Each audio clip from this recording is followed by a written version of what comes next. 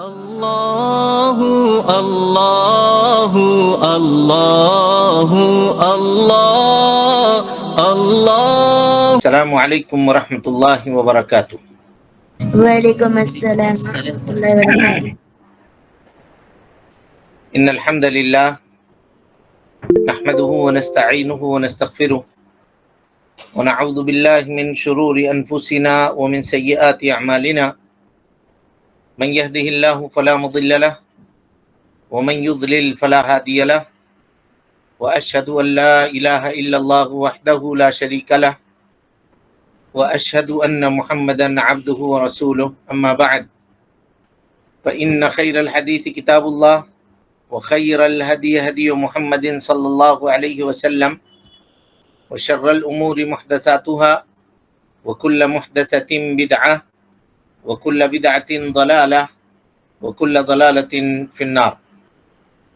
محترم حاضرین، سامعین و سامعات، ناظرین و ناظرات، کتاب بلوغ المرام کے اس درس میں آپ تمام حضرات کا خیر مقدم ہے۔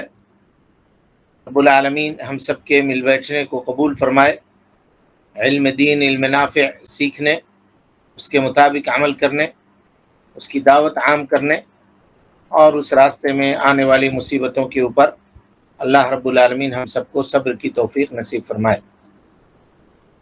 انسان کے روزمرہ کے زندگی میں پیش آنے والے مسائل کے تعلق سے حافظ ابن حجر رحمۃ اللہ علیہ نے اپنی معرکۃ الآراء کتاب بلوغ المرام کے اندر جن احادیث کا کتاب الجامع کے تحت تذکرہ کیا ہے، ان احادیث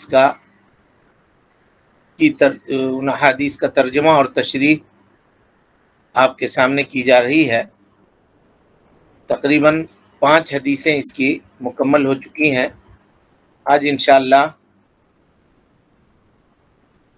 6ٹھی حدیث آپ کے سامنے پڑھی جائے گی اور اس کی تشریح ہم آپ کے سامنے کریں گے باذن اللہ۔ چلیے کوئی روایت پڑھیے، بسم اللہ۔ الحمدللہ وحدہ والصلاة والسلام علی من لا نبی بعد، فاعوذ باللہ من الشیطان الرجیم، بسم اللہ الرحمن الرحیم۔ حدیث نمبر 1237، وعن ابن عباس رضی اللہ عنہ قال قال رسول اللہ صلی اللہ علیہ وسلم اذا اکل احدکم طعاما فلا يمسح يده حتى يلعقها او يلعقها، متفق علیہ۔ سیدنا ابن عباس رضی اللہ عنہ سے روایت ہے کہ رسول اللہ صلی اللہ علیہ وسلم نے فرمایا، جب تم میں سے کوئی کھانا کھائے تو اپنا ہاتھ چاٹنے یا چٹوانے سے پہلے رومال وغیرہ سے صاف نہ کرے۔ متفق علیہ یہ روایت ہے، حافظ ابن حجر نے لکھا ہے۔ بہرحال یہ وضاحت ہم آپ کے سامنے کریں گے۔ حضرت عبداللہ ابن عباس ابن عبد المطلب، اللہ کے نبی جناب محمد رسول اللہ صلی اللہ علیہ وسلم کے چچا زاد بھائی ہیں، اور حدیثوں کے روایت کرنے والے صحابہ کرام میں تیسرے نمبر پہ آپ کا نام آتا ہے۔ والمکثرین من روایت الاثر ابو ہریرہ ویلیہ ابن عمر ثم الحبر وزوجۃ النبی۔ حبر حضرت عبداللہ ابن عباس کو کہتے ہیں۔ سب سے پہلا نمبر مکثرین من روایت الاثر، جن لوگوں نے اللہ کے نبی صلی اللہ علیہ وسلم سے کثرت سے روایتیں کی ہیں حدیث، میں سب سے پہلے نمبر پہ حضرت ابو ہریرہ رضی اللہ تعالیٰ عنہ کا نام ہے۔ دوسرے نمبر پہ حضرت عبداللہ ابن عمر کا، جن کی حدیث کل پڑھے ہیں آپ، اور تیسرے نمبر پہ حضرت عبداللہ ابن عباس ابن عبد المطلب القرشی کا نام ہے۔ نبی صلی اللہ علیہ وسلم کے خاندان سے ہیں، نبی صلی اللہ علیہ وسلم کے ساتھ لگے رہتے تھے، اور اللہ کے نبی جناب محمد رسول اللہ صلی اللہ علیہ وسلم ایک مرتبہ ان کی خالہ تھی میمونہ رضی اللہ عنہا ام المومنین، ان کے گھر میں یہ سوئے ہوئے تھے اور نبی صلی اللہ علیہ وسلم کی باری اس دن ام المومنین حضرت میمونہ کے گھر میں تھی، خالہ کے گھر میں تھے اپنے۔ اس سے پتہ چلا جی کہ آدمی اپنے خالہ کے گھر رہ سکتا ہے۔ تو رات کو اللہ کے نبی صلی اللہ علیہ وسلم اٹھے تہجد کے لیے، اور آپ ضرورت کے لیے جب گئے تو واپس جب آ رہے تھے تو دیکھا کہ پانی اور برتن رکھا ہوا ہے، تو پوچھا کس نے رکھا ہے؟ تو حضرت عبداللہ ابن عباس نے کہا کہ ہم نے رکھا ہے، ہم نے یہ دیکھا کہ آپ گئے ہیں ضرورت کو تو ادھر سے آئیں گے تو وضو کریں گے۔ تو نبی صلی اللہ علیہ وسلم نے بچپنے میں ان کے اس فہم و فراست کو دیکھ کر کے یہ دعا دی کہ اللہم علمہ التأویل وفقہہ فی الدین، اے اللہ رب العالمین اس کو قرآن مجید کی تفسیر کا علم دے اور دین کی فقاہت اور دین کی سمجھ عطا کر دے، دین کی فقاہت اور دین کی سمجھ عطا کر دے۔ لہذا صحابہ کرام رضوان اللہ علیہم اجمعین میں کسی کے پاس اگر کوئی مسئلہ کبھی پھنستا تھا قرآن مجید کی تفسیر کے تعلق سے تو لوگ حضرت عبداللہ ابن عباس رضی اللہ تعالیٰ عنہ کی طرف رجوع کیا کرتے تھے، اور یہی حضرت عبداللہ ابن عباس ہیں جو مکے میں تفسیر کا درس دیا کرتے تھے۔ مجاہد ابن جبر اور عطا ابن رباح اور دوسرے لوگ جو تابعی ہیں وہ ان کے شاگرد ہیں۔ رئیس المفسرین ان کا لقب ہے حضرت عبداللہ ابن عباس کا۔ حبر الامہ بھی ان کو کہتے ہیں، حبر کے معنی بڑا عالم، حبر اصل میں دوات کو کہتے ہیں جی، اور دوات کو حبر اس وجہ سے کہتے ہیں کہ لکھاوٹ کا اثر دیر تک باقی رہتا ہے، یعنی امت کے یہ وہ علماء ہیں صحابہ کرام رضوان اللہ علیہ مجمعین جنہوں نے امت میں چھاپ چھوڑا ہے، جن کا اچھا اثر امت کے اندر باقی ہے۔ تو یہ حبر الامہ بھی ان کو کہا جاتا ہے، رئیس المفسرین، مفسر قرآن، اور اسی طریقے سے ان کو قرآن مجید کا جانکار سمجھا جاتا ہے حضرت عبداللہ ابن عباس ابن عبد المطلب رضی اللہ عنہ۔ وہ یہ حدیث روایت کرتے ہیں، کہتے ہیں قال رسول اللہ صلی اللہ علیہ وسلم، اللہ کے نبی صلی اللہ علیہ وسلم نے فرمایا اذا اکل احدکم طعاما، جب تم میں کا کوئی آدمی کھانا کھائے، اب کھانے سے کوئی بھی کھانا ہو، اگر کھائے کھانا، فلا یمسح یدہ، تو وہ آدمی اپنے ہاتھ کو مندیل سے، رومال سے یا تولیے سے صاف نہ کرے، حتی یلعقہا، یہاں تک کہ وہ انگلیوں کو چاٹ لے، او یلعقہا، یا اس کو کسی سے چٹوا نہ لے، اس کو کسی سے چٹوا نہ لے۔ یہ حدیث کے الفاظ ہیں، یہ حدیث کے الفاظ ہیں۔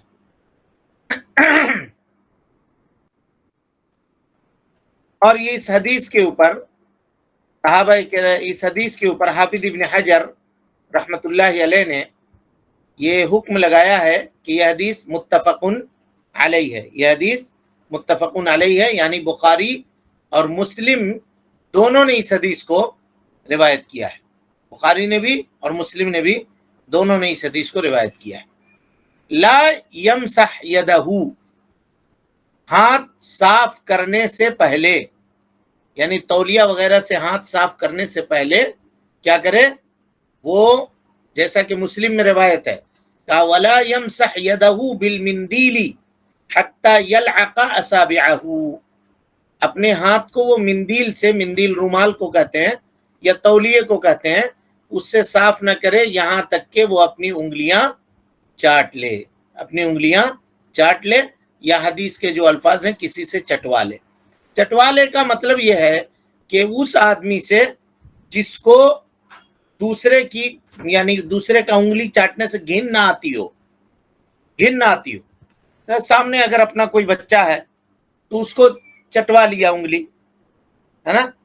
اور یہاں ایک چیز خیال رکھیے گا جی، اللہ کے نبی صلی اللہ علیہ وسلم جو کھانا کھاتے تھے وہ پورا جس طرح سے ہم لوگ کھاتے ہیں ایسا، یہ پوری انگلیوں کا استعمال نہیں کرتے تھے، پوری انگلیوں کا استعمال نہیں کرتے تھے، صرف ان 3 انگلیوں کا استعمال کیا کرتے تھے اللہ کے نبی صلی اللہ علیہ وسلم۔ غور سے دیکھیے، اسی لیے علامہ البانی رحمۃ اللہ علیہ کہتے ہیں کہ 5 انگلیوں سے کھانے کے مقابلے میں جو ہم لوگ کھاتے ہیں اس طرح سے چاول وغیرہ یا روٹی بھی ایسی کھاتے ہیں، کا 5 انگلیوں سے کھانے کے مقابلے میں وہ آدمی جو چمچ سے کھا رہا ہے نا وہ سنت سے زیادہ قریب ہے. علامہ البانی رحمۃ اللہ علیہ کا یہ قول ہے، کیونکہ چمچ سے کھانے والا عام طور پہ 3 ہی انگلیوں کا استعمال کرتا ہے، 5 انگلی کا استعمال نہیں کرتا، 3 کا ہی استعمال کرتا ہے چمچ سے اٹھانے میں. بہرحال یہ علامہ البانی کا قول ہے، یہ علامہ البانی رحمۃ اللہ علیہ کا قول ہے. ہم نے قول پیش کر دیا آپ کے سامنے. ہم یہ نہیں کہہ رہے ہیں کہ ہاں چمچ سے کھانے والا بہتر ہے، یہ ان کا قول تھا تو علمی امانت کے تقاضے سے ہم نے آپ کے سامنے ذکر کر دیا. البتہ 5 انگلی سے پوری انگلیوں سے کھانا جائز ہے، لیکن افضل اور احسن یہ ہے، سنت یہ ہے کہ آدمی 3 انگلیوں کا استعمال کرے کھانا کھانے میں، چاہے چاول کھائے یا روٹی کھائے. اس کے کئی فوائد ہیں جی.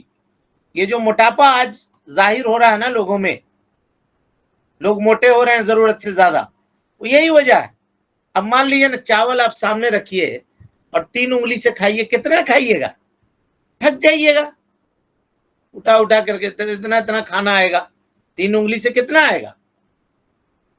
تصور کیجیے آپ، آخر تھک جائے گا آدمی، تھوڑا کھا کے رکھ لے گا. اب جو 5 انگلی لگا کر کے جو لقمہ بنتا ہے ہم لوگوں کا، اس لقمے سے یعنی اس کا سمجھیے کہ آدمی پورا پیٹ آسودہ ہو جاتا ہے 10 لقمے میں، اور اس میں اگر 50 لقمہ بھی کھائے 3 انگلی سے تو پورے طور پہ اس کا جو پیٹ بھرنا کہتے ہیں وہ نہیں ہوگا. سمجھ رہے ہیں نہیں سمجھ رہے ہیں فرق کو؟ جی سر. ہاں 3. اچھا، اس حدیث کو موجودہ زمانے میں جنہوں نے شریعت کے اوپر اعتراض کیا جی، تبلیغی جماعت والے عام طور پہ صحن میں کھاتے ہیں. کھانا جائز ہے، مطلب نام میں نے لیا تو یہ مت سمجھیے گا کہ وہ لوگ کرتے ہیں تو غلط ہے، نہیں بھائی. صحن میں عرب وغیرہ میں بھی، یہاں ہندوستان میں چونکہ ان کے یہاں رواج ہے، اور عرب وغیرہ میں بھی صحن میں کھانا کھاتے ہیں. ایک بڑا تشتری ہوتا ہے، اسی میں چاول رکھ دیا، اسی میں گوشت رکھ دیا. اب کیا ہے نا، وہاں پہ اگر آپ کھا رہے ہیں تو کھانے کے درمیان اگر آپ انگلیوں کو چاٹ رہے ہیں نا تو یہ معیوب ہے، اس سے شریعت نے منع کیا ہے، کیونکہ دوسرے آدمی کو اس برتن سے کھانے میں پھر گھن ہوگی، وہ کھانا پسند نہیں کرے گا. ہم لوگوں نے اس حدیث کو سمجھا نہیں مناسب طریقے سے. نبی صلی اللہ علیہ وسلم نے کہا کہ کھانا آدمی ہاتھ کب صاف کرے گا جی؟ جب کھانا کھا کے ختم کر لے گا تب. جب کھانا کھا کے ختم کر لو، برتن پہ کچھ نہیں ہے، یا تم اٹھ کے جانا چاہ رہے ہو، تو ایسی صورت میں ہاتھ دھونے سے پہلے یا تولیہ یا مندیل یا رومال میں ہاتھ صاف کرنے سے پہلے ہاتھ کو اچھی طرح سے چاٹ لو، صاف کر لو. اس سے ایک فائدہ یہ ہوگا کہ پتہ نہیں کون سا چاول تمہارے ہاتھ میں لگا ہوا ہے اور اس میں برکت ہے، اللہ تعالیٰ نے اس کے اندر برکت رکھی ہو اور اس سے تم کو فائدہ ہونے والا ہو. لہذا اس سے کئی باتیں سمجھ میں آتی ہیں. ایک تو یہ کہ کھانا آدمی کو ضائع نہیں کرنا چاہیے، اور دوسری بات یہ ہے کہ کھانے کی قدر و قیمت کا اندازہ شریعت کے اندر یہ ہے کہ اگر آپ کے ہاتھ میں بھی لگا ہوا کوئی معاملہ ہے تو اس کو چاٹے بغیر آپ ہاتھ نہ دھوئیے، اس کو ضائع نہ کیجیے. بلکہ موجودہ زمانے میں جو اطباء ہیں انہوں نے یہ کیا کہ اگر آدمی کھانا کھانے کے بعد اپنی انگلیوں کو چاٹتا ہے تو اس کے زبان سے جو لعاب نکلتا ہے، اور لعاب جو اس کے پیٹ میں جاتا ہے، وہ کھانے کو ہضم کرنے کے اسباب میں سے ایک سبب ہے، وہ دوا کا کام کرتا ہے. ظاہر سی بات ہے جب لوگ سنت کے اوپر عمل پیرا ہوں گے تو ہمیشہ فائدے کے اندر رہیں گے، اور جب سنت کو ترک کریں گے، سنت کو چھوڑیں گے، تو ہمیشہ نقصان میں اور گھاٹے میں ہوں گے، ہمیشہ نقصان اور گھاٹے میں ہوں گے. اس مختصر سی اچھا اسی کے ساتھ اگر آپ کہیں بیٹھے ہوئے ہیں ایک مجلس میں، چونکہ یہ چیزیں آج کل لوگوں کو پتہ نہیں ہے، معلوم نہیں ہے، تو لوگ آج کل نا پچھڑے پن ہونے کی علامت ہے. دیکھو نا کیسے کھا رہا ہے، انگلی تک چاٹ رہا ہے. کہا انگلی بھی کھا جاؤ گے کیا؟ لوگ کہتے ہیں. کوئی آدمی اگر پلیٹ صاف کر رہا ہے تو کہتے ہیں کہ لوگ پلیٹ بھی کھا لو، آپ ہم اور لا دے رہے ہیں، کاہے پلیٹ چاٹ رہے ہو؟ تو اگر ایسا کہیں پہ آپ کو احساس ہو کہ یہ لوگ یہ سمجھیں گے تو آپ وہاں پہ وہ کام نہ کیجیے، یہاں تک کہ ان کو بتلا دیجیے کہ دیکھیے بھائی، اللہ کے نبی جناب محمد رسول اللہ صلی اللہ علیہ وسلم کی یہ حدیث ہے، آپ صلی اللہ علیہ وسلم نے فرمایا ہے کہ تم میں کا جب کوئی آدمی کھانا کھائے تو کھانا کھانے کے بعد ہاتھ کو اس وقت تک نہ پہنچے، نہ دھوئے جب تک اس کو صاف نہ کر لے، اس کو چاٹ نہ لے۔ تو یہ پیارے مصطفیٰ صلی اللہ علیہ وسلم کی سنت ہے، اس کو غلط نہیں سمجھیے گا، یہ بیان کر لے اس کے بعد کرے، نہیں تو لوگ خواہ مخواہ اس کو سمجھیں گے کہ یہ دیکھو جنگلی آ گیا کہاں سے، جاہل آ گیا کہاں سے، انجانے میں وہ سنت رسول کا مذاق اڑائیں گے، آپ کا مذاق اڑائیں گے، آپ سنت کے اوپر عمل کر رہے ہیں، گویا وہ سنت رسول کا مذاق اڑائیں گے۔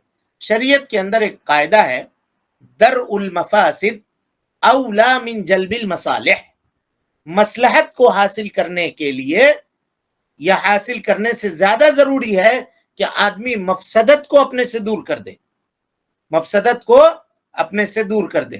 تو مفسدت دور کرنے کا طریقہ یہاں پر یہ ہے کہ ان کو حدیث پڑھ کر کے آپ بتا دیجئے کہ اللہ کے نبی جناب محمد رسول اللہ صلی اللہ علیہ وسلم نے ہم کو اور آپ کو یہ حکم دیا ہے کہ جب تم کھانا کھاؤ تو اس وقت تک اپنے ہاتھوں کو صاف نہ کرو یا نہ دھو جب تک تم اس کو اچھی طرح سے چاٹ نہ لو، جب تک تم اس کو اچھی طرح سے چاٹ نہ لو۔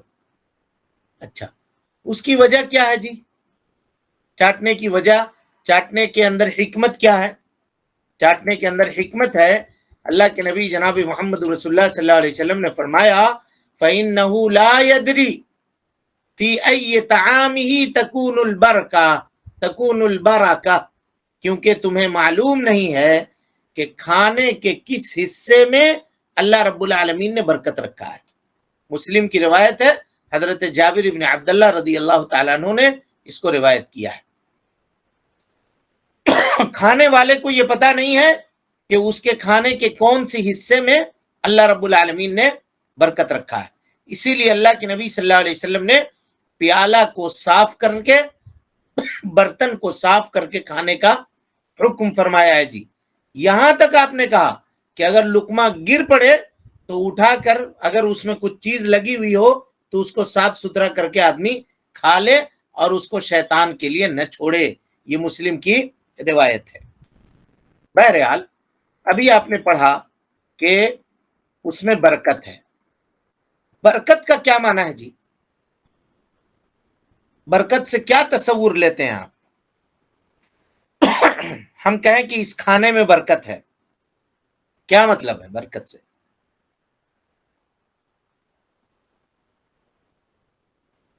جی کم میں اکتفا،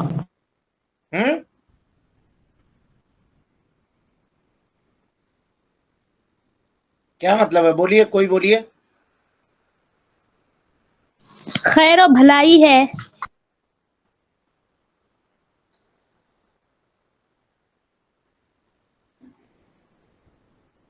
جی اور بولیں کچھ لوگ کیا سمجھتے ہیں وہ برکت سے؟ دیکھیے برکت کئی ایک معنی میں ہے، برکت کئی ایک معنی میں ہے اور یہ تمام معنی یہاں پہ فٹ ہوتے ہیں۔ برکت کا ایک معنی یہ ہے کہ وہ کھانا آسانی سے ہضم ہو جائے، کیونکہ کھانا اگر آدمی کھا لے اور ہضم نہ ہو تو اس کے لیے کھانا وہ وبال جان ہے، وبال جان ہے، بے چین ہوگا، اٹھ بیٹھ ہوتا رہے گا، سانس تک نہیں لے سکتا ہے، آگے پیچھے ہوتا رہے گا، پریشان ہوگا۔ برکت کا ایک معنی یہ ہے۔ دوسرا معنی یہ ہے کہ وہ کھانا بدن کو لگے، کیونکہ کچھ لوگ کھاتے بہت زیادہ ہیں لیکن وہ کھانا بدن کو لگتا نہیں ہے، جیسے کہ ویسے ہی ہیں، کہا کہ اتنا کھاتے ہیں لیکن موٹاتے نہیں ہیں۔ اب کچھ لوگوں کا معاملہ یہ ہے کہ اگر ذرا سا کھا لیا، بد احتیاطی کیا تو وزن فوراً بڑھ جاتا ہے۔ تو ایک معنی اس کا یہ ہے کہ وہ کھانا بدن کو لگے، برکت کا ایک معنی یہ ہے۔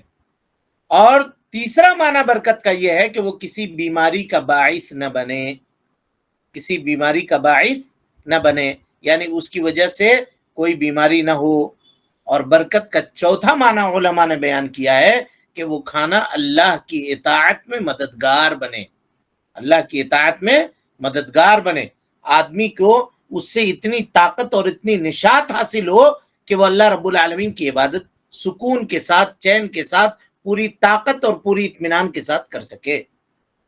اور اس کے علاوہ بھی جو معانی آپ برکت کے لے سکتے ہیں وہ لے سکتے ہیں، یہ سب اس میں داخل ہے۔ برکت ہم لوگ سمجھتے ہیں صرف پیٹ بھر جانا، کھانے میں بہت برکت ہو گیا، یا بنایا تھا 3 آدمی کا کھانا 5 آدمی آ کر کھا لیے تو ہم لوگ سمجھتے ہیں کہ یہی برکت ہو گیا۔ یہ بھی برکت ہے، لیکن صرف یہی برکت نہیں ہے، ہم یہ کہنا چاہ رہے ہیں صرف یہی برکت نہیں ہے۔ اور برکت میں یہ بھی شامل ہے کہ جو کھانا وہ کھا رہا ہے اس سے بھوک کا احساس مٹ جائے، کیونکہ بعض اوقات آدمی بہت کھانا کھا لیتا ہے، اس کا پیٹ تو بھر جاتا ہے لیکن بھوک اس کی نہیں مٹتی، حرص اس کی ختم نہیں ہوتی، بلکہ کھاتا ہی چلا جاتا ہے، اور آخر کار وہ کھانا اس کے لیے بوجھ بن جاتا ہے اور بیماری کا باعث بن جاتا ہے۔ تو کیا کہیں گے کہ وہ کھانا اس کے لیے بابرکت نہ ہوا۔ اور بعض اوقات ایسا ہوتا ہے کہ چند لقموں میں ہی آدمی کی طبیعت سیر ہو جاتی ہے اور اس سے بہترین فرحت کا احساس ہوتا ہے۔ یہ برکت کا اثر ہے جو اللہ رب العالمین نے کھانے کے لقمے کے ضمن کے اندر اس کے اندر ڈالی ہے اور اس کے اندر رکھا ہے، جو اس کو حاصل ہوتی ہے، اور اس کا مالک صرف اللہ رب العالمین ہے۔ اچھا، اور اس حدیث سے یہ بھی پتا چلا جی کہ کھانا کھانے کے بعد ہاتھ دھونا ضروری نہیں ہے، اگر کوئی آدمی تولیہ وغیرہ سے پونچھ لیتا ہے تو کافی ہے، پونچھ لیتا ہے تو کافی ہے۔ لیکن یہاں پہ ایک حدیث جو سنن دارمی کی ہے، اور شیخ البانی رحمۃ اللہ علیہ نے اس حدیث کو صحیح کہا ہے، کہا کہ اگر تم میں کا کوئی آدمی کچھ کھائے تو اس کو چاہیے کہ وہ اپنے ہاتھ کو اچھے سے صاف کر لیا کرے، کیونکہ اگر صاف نہیں کرتا ہے اور رات کو اس کے ساتھ کوئی مصیبت ہو جائے تو اس کا ذمہ دار وہ خود ہے، اس کا ذمہ دار وہ خود ہے۔ تو علماء نے لکھا ہے، ابن قیم رحمۃ اللہ علیہ نے لکھا ہے کہ برس وغیرہ کی جو بیماری ہوتی ہے نا، عام طور سے وہ ہاتھوں سے شروع ہوتی ہے، اللہ تعالی ہم سب کو محفوظ رکھے، ہاتھوں سے شروع ہوتی ہے۔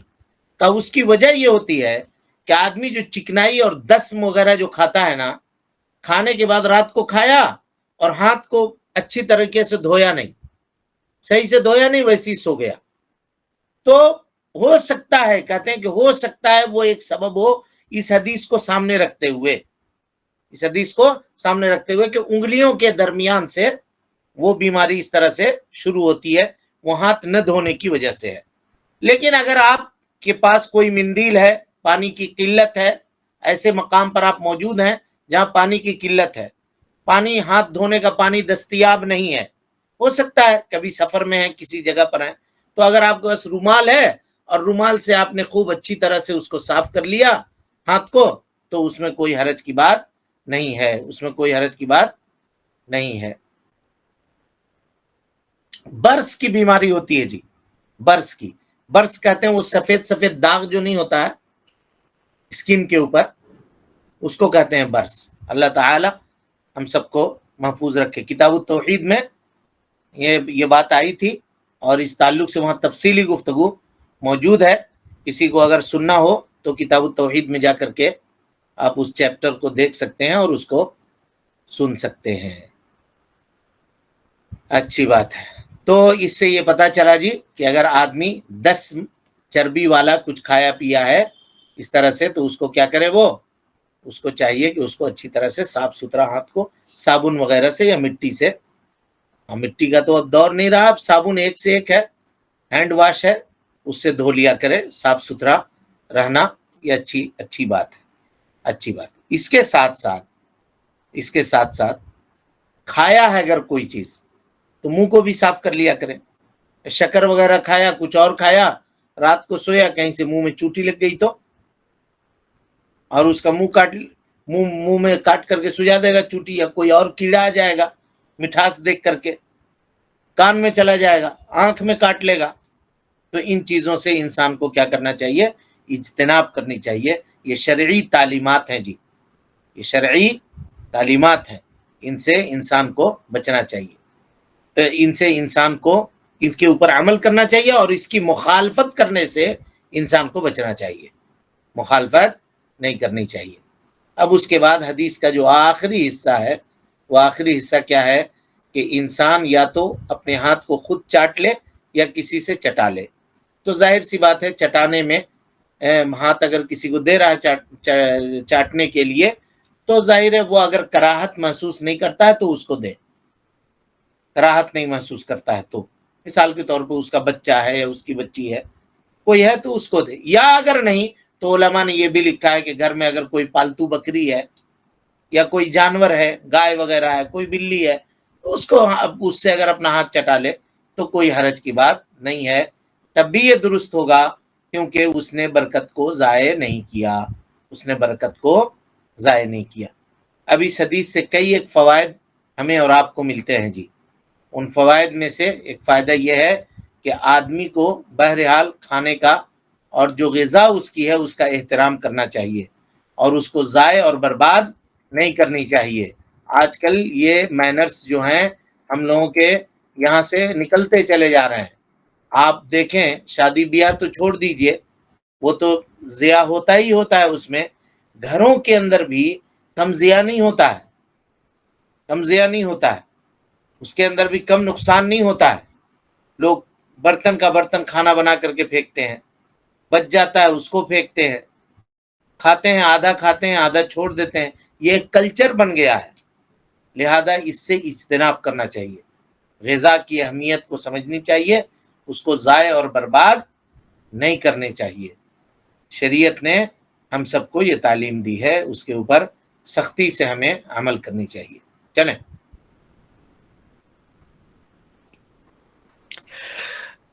حدیث نمبر 1238 وعن ابی ہریرہ رضی اللہ عنہ قال قال رسول اللہ صلی اللہ علیہ وسلم لیسلم الصغیر علی الکبیر والمر علی القاعد والمار علی القائد والمار علی القاعد والقلیل علی الکثیر متفق علیہ وفی روایت لمسلم والراکب علی الماشی والراکب علی الماشی۔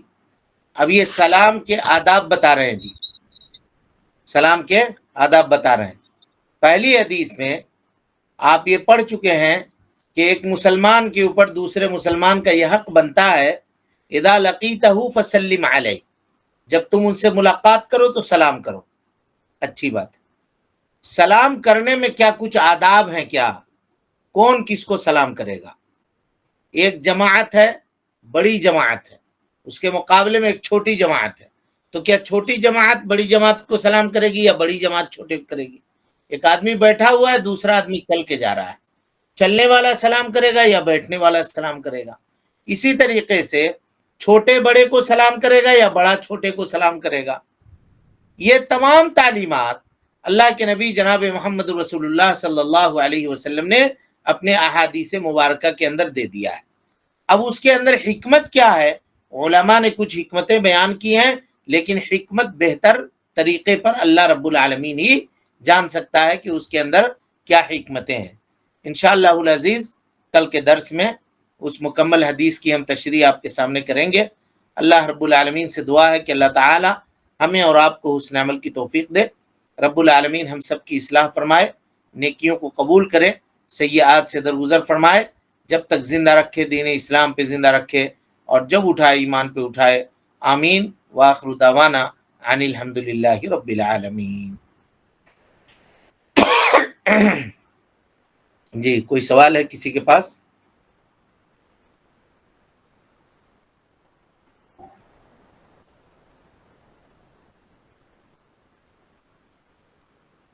السلام علیکم۔ وعلیکم السلام ورحمۃ اللہ وبرکاتہ۔ ایک جو برس کی بیماری کے متعلق جو ہے، جیسے کہ ہمارے معاشرے میں ایک ہم بچپن سے ایک سنتے آئے اور اب تک عمل بھی کر رہے ہیں، جیسے کہ مچھلی اور دودھ کو ایک ساتھ میں کھانے سے یہ برس کی بیماری ہوتی ہے۔ اب یہ عقیدے کی بگاڑ ہے یا پھر یہ طبی معاملہ؟ ایسا نہیں ہے، یہ سب کے ساتھ نہیں ہے، سمجھ گئے؟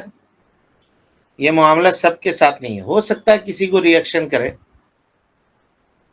ہم لوگ بھی اپنے یہاں ویسا سنتے آئے تھے، لیکن ادھر ساؤتھ میں دیکھا کہ لوگ خوب کھاتے ہیں، دہی میں مچھلی ملا کے کھاتے ہیں، کچھ نہیں ہوتا ہے۔ اللہ کی مرضی۔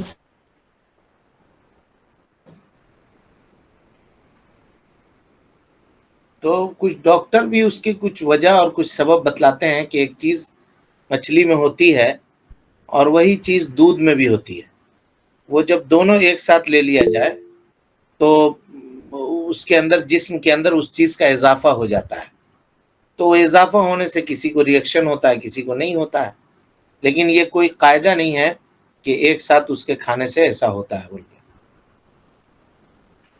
اور شریعت میں کہیں پر سے اس کو روکا نہیں گیا ہے۔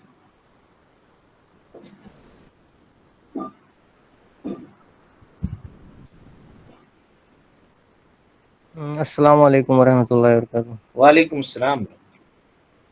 سائق یہ حدیث سے نمبر جو واضح تھوڑا کر دیجیے نا، کیا کیا ہے سر؟ کون سا؟ یہ آپ کا محمد صلی اللہ علیہ وسلم کا فرمان ہے کہ کھانا پورا ختم کیا کرو کیونکہ تم نہیں جانتے کہ کھانے کے کس کس حصے میں برکت موجود ہے۔ کون سا حدیث نمبر کا ہے یہ؟ کھانے کے کس حصے میں برکت ہے، یہ نا، یہ والی روایت جی جی جی جی، یہ مسلم کی روایت ہے، کتاب الاشربہ کی، حدیث نمبر 35، حضرت جابر ابن عبداللہ رضی اللہ تعالیٰ عنہ کی روایت ہے۔ اچھا، اور ایک تھا، نبی پاک ہمیشہ اپنی برتن کو صاف کیا کرتے تھے، امید ہے آپ بھی اس سنت پر ضرور عمل کریں گے۔ ہاں، یہ بھی تھوڑا بتا دیتے۔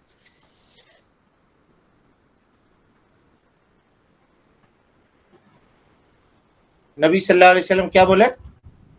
نبی پاک ہمیں صلی اللہ علیہ وسلم ہمیشہ اپنی برتن کو صاف کیا کرتے تھے، امید ہے کہ آپ سب بھی اس سنت پر ضرور عمل کریں گے۔ یہ ہم نے کہا ابھی نہیں کہا نہیں ہے، لیکن ہم دیکھے تھے ایک، تو اس لیے ہم آپ سے مطلب واضح ہونا چاہتے ہیں۔ نہیں، وہ استدلال کیا ہے اس سے، اچھا اس سے استدلال کیا ہے، جی، اور اسی طرح سے ہم نے جو دوسری روایت بیان کی ہے وہ یہ ہے کہ پیالے کو اللہ کے نبی صلی اللہ علیہ وسلم نے صاف کرنے کا حکم دیا ہے، پیالہ کو یعنی برتن کو، لفظ حدیث میں پیالہ ہے، تو اسی لیے ہم نے پیالہ کہا، برتن بھی کہا، اور فرمایا کہ اگر تمہارے ہاتھ سے لقمہ گر پڑے تو لقمے میں اگر کوئی چیز لگ گیا ہے تو اس کو صاف کر کے کھا لو۔ یہ اس زمانے کی بات ہے جب لوگوں کے پاس دسترخوان وغیرہ نہیں ہوتا تھا، ہم لوگوں کی طرح سے، تو پہننے کے لیے کپڑا نہیں ہوتا تھا، تو دسترخوان کیسے لوگ رکھیں گے؟ اور آج کل کے زمانے میں ایک سے ایک دسترخوان ہے، پلیٹ سے زیادہ چمکتا ہے دسترخوان، اگر گر جائے وہاں تو کوئی حرج نہیں ہے، اٹھا کے اس کو کھا لینا چاہیے۔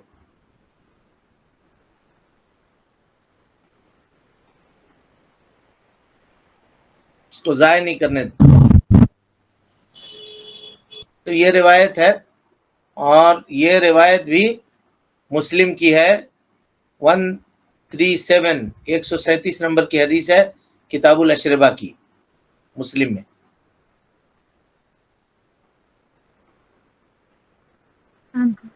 السلام علیکم۔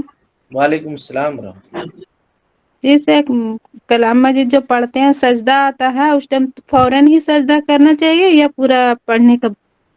جیسا چاہیں آپ کر بھی سکتے ہیں، نہیں بھی کر سکتے ہیں، کوئی حرج کی بات نہیں ہے، فوراً کرنا چاہیں تو کر سکتے ہیں، پورا ختم کرنے کے بعد بھی کرنا چاہیں تو کر سکتے ہیں۔ السلام علیکم ورحمۃ اللہ وبرکاتہ۔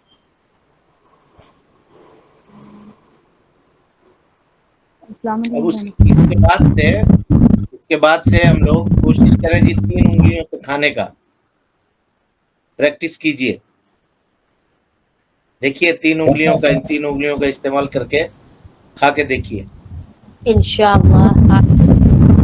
السلام علیکم ورحمۃ اللہ بچوں کو بھی تربیت کیجیے اسی پر، 3 انگلی سے کھائیں۔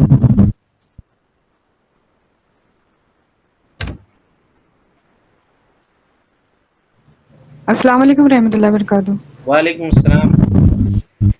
جی شیخ محترم، ایک حدیث ہے عمر رضی اللہ عنہ کی کہ مومن زیادہ نہیں کھاتا، تو مطلب اس کا مطلب اب لوگ کھاتے ہیں تو اس حدیث کی طرح وضاحت کیجیے. مومن زیادہ نہیں، یہ روایت آئے گی، یہ روایت آئے گی. مومن ایک پیٹ میں کھاتا ہے، کافر 7 آنکھ میں کھاتا ہے. جی جی. یہ روایت آئے گی، وضاحت آئے گی آپ کو. مومن قناعت پسند ہوتا ہے جی، قناعت پسند ہوتا ہے. اس کا یہ مطلب نہیں ہے کہ آپ اپنا پیٹ بھرنا کھائیے. خوراک ہر ایک کی الگ الگ ہو سکتی ہے. کوئی تھوڑا کھا کے آسودہ ہو جاتا ہے، کسی کو تھوڑا زیادہ کھانا ہے. خوراک الگ الگ ہو سکتی ہے، اس میں کوئی حرج کی بات نہیں ہے، لیکن ضرورت سے زیادہ نہیں کھانا چاہیے. اگر مل گیا تو اتنا کھا لیا کہ اب سانس لینے میں بھی اس کو دقت ہو رہی ہے، تو یہ مومن کی علامت نہیں ہے. جی یہ ہے اس کا مطلب. جزاک اللہ خیر. السلام علیکم شیخ. وعلیکم السلام. حدیث میں ایسا ہے کیا کہ اس گھر سے خیر کبھی ختم نہیں ہوتا جس گھر میں کھانا کھانے سے پہلے اور کھانا کھانے کے بعد ہاتھ دھویا جائے؟ ایسا حدیث میں ہے کیا؟ نہیں بھائی، میں تو نہیں پڑھا ہوں. ابھی تو آپ نے دیکھا صحابہ کرام دھوتے نہیں تھے جی. صحابہ کرام رضوان اللہ علیہ مجمعین کھانا کھانے کے بعد ان کے پاس رومال وغیرہ تھوڑی ہوتا تھا کہ وہ رومال سے صاف کریں. اور پانی کی اس زمانے میں کیسی قلت تھی آپ کو سب کو معلوم ہے. تو شروع ایام میں صحابہ کرام کے پاس تولیہ بھی نہیں ہوتا تھا، آگ سے تیار شدہ کھانا کم ہی ملتا تھا. تو ان دنوں میں وہ انگلیوں کو چاٹنے کے بعد، اب ظاہر کھجور وغیرہ کھاتے تھے یا ستو کھاتے تھے، 3 انگلی سے کھاتے تھے تو ہاتھ میں کتنا لگے گا. ہم لوگ نا پلاؤ گوشت شوربہ سب سان کے اچھے سے ملا کر کے اس کو کھاتے ہیں. ویسا تھا نہیں، آگ سے پکا ہوا کھانا کبھی کبھار ملتا تھا. شوربہ اس زمانے میں وہ سوکھی پھوکی چیزیں کھاتے تھے وہ لوگ، کہ روٹی کھا لیا سوکھی گھی میں ڈال کر کے یا زیتون کے تیل میں ڈال کر کے، یا ملیدہ ٹائپ کی چیز بنتی تھی اس کو کھا لیا، یا گوشت کو روٹی میں ساتھ میں توڑ کر کے بناتے تھے سرید، اس کو کھایا. تو 3 انگلی سے وہ کھانا بھی آسان ہوتا تھا، اور 3 انگلی میں کتنا لگا، اس کو چاٹ کر کے صاف کرتے، کبھی آستین میں اپنے پوچھ لیا کرتے تھے یا کبھی اپنے زانوں کے اوپر صاف کر لیا کرتے تھے کپڑے کے کسی کونے سے. اب ظاہر ہے جو کچھ لگا ہے اس میں ایک تو لگا کم ہے، اور اس کو صاف کر لیا. صاف کرنے کے بعد اس کو اپنے کپڑے سے صاف کر کے اپنا نماز کو چلے جاتے تھے. تو اگر اس گھر میں کبھی برکت نہیں ہوگا، کھانے کے بعد ہاتھ دھویا جائے، کھانے کے بعد یہ کیا جائے، تو یہ صحابہ کرام اس پہ عمل پیرا ہوتے. جزاک اللہ خیر شیخ. اور اس سے ایک بدعت بھی جڑی ہوئی ہے ہاتھ دھونے سے، اس کو بھی جان لیجئے آپ لوگ. یہ 11ویں جو ان کا ہوتا ہے نا، اللہ تعالی ہم لوگوں کو محفوظ رکھے اس طرح کی بدعات اور شرکیات سے. اس میں جن مہمانوں کو یہ لوگ بلاتے ہیں، ان مہمانوں کو ہاتھ زمین پہ نہیں دھلاتے ہیں، ایک برتن کے اوپر دھلواتے ہیں، کھانا کھانے سے پہلے بھی اور کھانا کھانے کے بعد بھی. اور پھر اس پانی کو پھینکتے نہیں، اس کو لے جا کر کے باضابطہ طور پہ دفن کرتے ہیں. باضابطہ طور پر دفن کرتے ہیں. کنڈا میں بھی ہوتا ہوگا، 11ویں میں بھی ہوتا ہوگا، لیکن ہم نے پڑھا ہے. اب اس میں یہ عقیدہ ہے ان کا کہ ان لوگوں نے جو کھانا کھایا ہے ان کی شکل میں ہمارے گھر کے مردے جو ہیں انہوں نے کھایا ہے یا اور دوسرے لوگوں نے کھایا ہے. یہ وہ متبرک ہاتھ ہے جس کا پانی زمین کے اوپر گرنا نہیں چاہیے. تو ارے بھائی بعد میں تم اس کو پی تو نہیں رہے ہو، اگر تبرک والا سمجھ رہے ہو تو پلاؤ لوگوں کو، والعیاذ باللہ. اس کو تو لے جا کر کے پھر زمینی کے حوالے کر رہے ہو، لیکن کہتے ہیں نہیں اس کو ہم دفن کر رہے ہیں، اس کی تعظیم کر رہے ہیں. اس کی یہ سب خرافات ہے، بدعات ہے، اس کا کوئی شریعت کے اندر یہ نہیں ہے.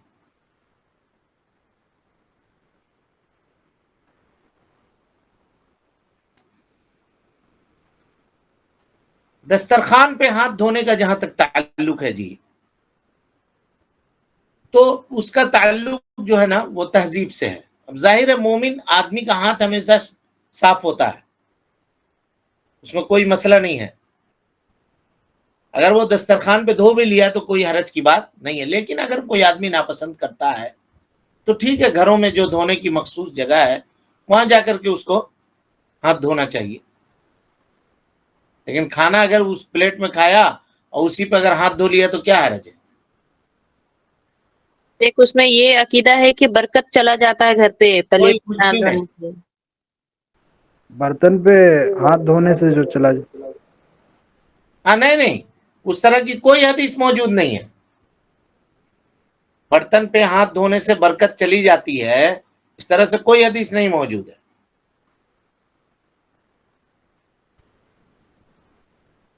میرے ناقص علم کے مطابق تو موجود نہیں ہے. السلام علیکم. وعلیکم السلام ورحمۃ اللہ. شیخ ایک کنفیوژن ہے. جی بولیے. اعمال کا دار و مدار نیتوں پر ہے. اس میں جو ہے امیر المؤمنین ابی حفص بن عمر بن خطاب رضی اللہ عنہ، اور اس مسلمان کی عزت و حرمت میں علی بن عمر رضی اللہ عنہما، تو دونوں ایک ہی شخص ہے یا الگ الگ تھے؟ امیر المومنین عمر ابن خطاب جی یہ عبداللہ ابن عمر کے ابا ہوئے. جی. اور یہ جو دوسری روایت آپ پڑھے نا ابن جی عمر، جی یہ بیٹا ہوئے. جی. پہلی روایت والد کی ہے، دوسری روایت بیٹے کی ہے. دونوں صحابی ہیں. جی جی، بلکہ یہ خاندان 3 صحابی کا ہے جی. ان کے ابا جو ہیں خطاب، جی. خطاب نہیں، صحابی نہیں ہے، لیکن نبی صلی اللہ علیہ وسلم کو پایا ہے انہوں نے. خطاب ہیں، عمر ہے، حضرت عبداللہ ابن عمر ہے. جی. حضرت ابوبکر صدیق کا تینوں نسل ہے. ان کے والد ابو قحافہ، ابوبکر صدیق، اور پھر عبد الرحمن ابن ابی بکر. جزاک اللہ.